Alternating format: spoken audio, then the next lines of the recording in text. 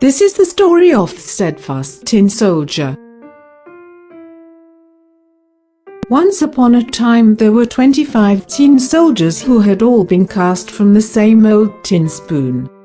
They all carried rifles on their shoulders and they all had the same smart red and blue uniforms. They were all exactly alike except for 25th, and he was different simply because he was the last to be made. There hadn't been quite enough tin to finish him off, and he had been left with only one leg. But he stood as firm and steadfast on his one leg as the others did on their two, and he is the hero of our story. Of all the other toys in the nursery, the most remarkable was a cardboard castle. Through its tiny windows you could see its splendid interiors. In front of it was a little lake made out of a piece of mirror. Tiny wax swans swam upon it and it was surrounded by miniature trees. It was all very lovely, but the most charming thing of all was the little paper ballerina who stood before the open door. She had a skirt of white muslin and a blue ribbon was draped over her shoulder and fastened by a sequin as large as her face.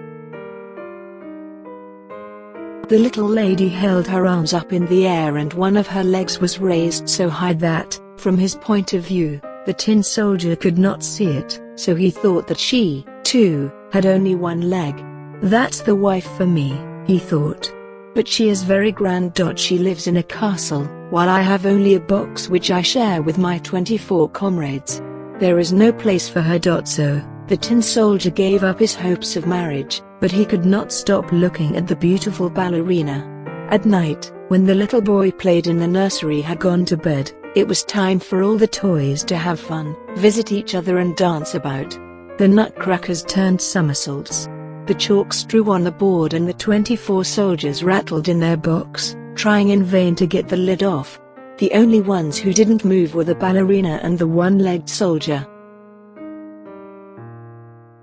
Suddenly, the clock struck 12, the jack in the box's lid burst open and out he sprang. He was a wizard.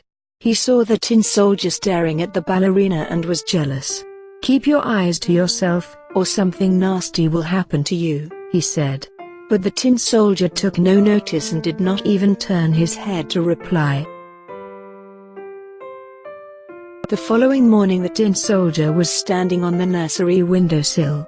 Now, whether the wizard was responsible, or whether it was only the gust of the wind, no one knows, but suddenly the window flew open and the tin soldier fell headfirst down into the street below. The little boy and his maid went out to look for the tin soldier, but though they nearly trod on him, they did not find him. Soon it began to rain very heavily and they were forced to give up the search. When the rain had stopped, two boys came by. "Look, there's a tin soldier," said one of them. "Let's give him a sail." So they made a boat out of newspaper, put the tin soldier in it and let him float down the gutter. "Heaven preserve me," thought the tin soldier.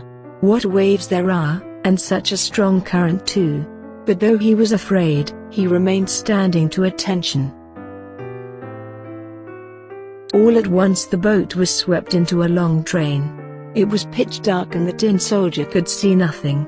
"Where am I going?" he wondered. "This is all the fault of the wizard.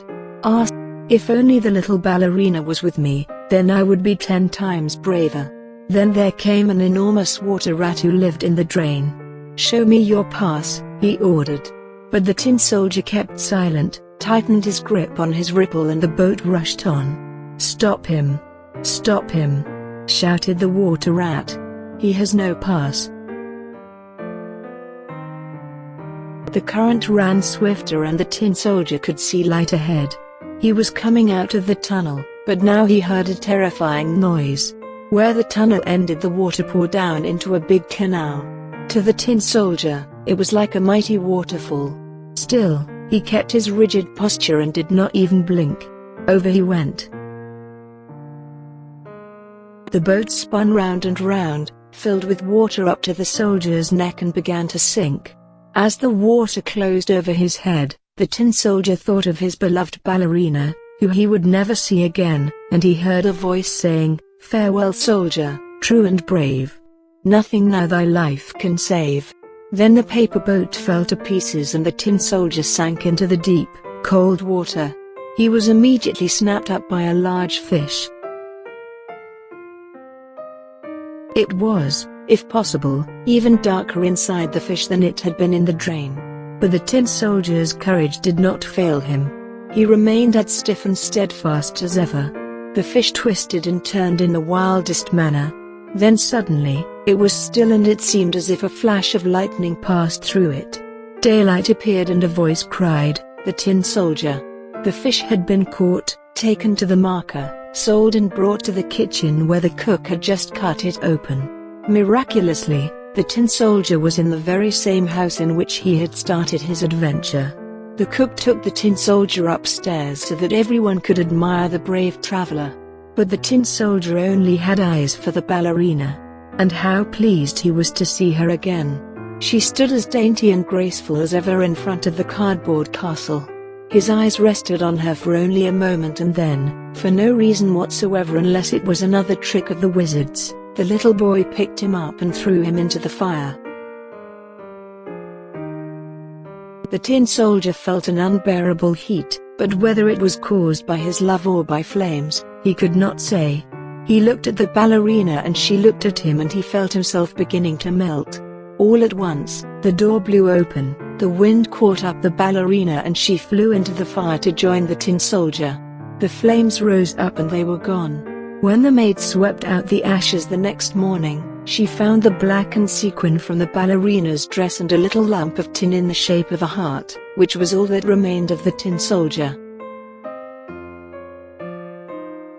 The end. Reyventhor.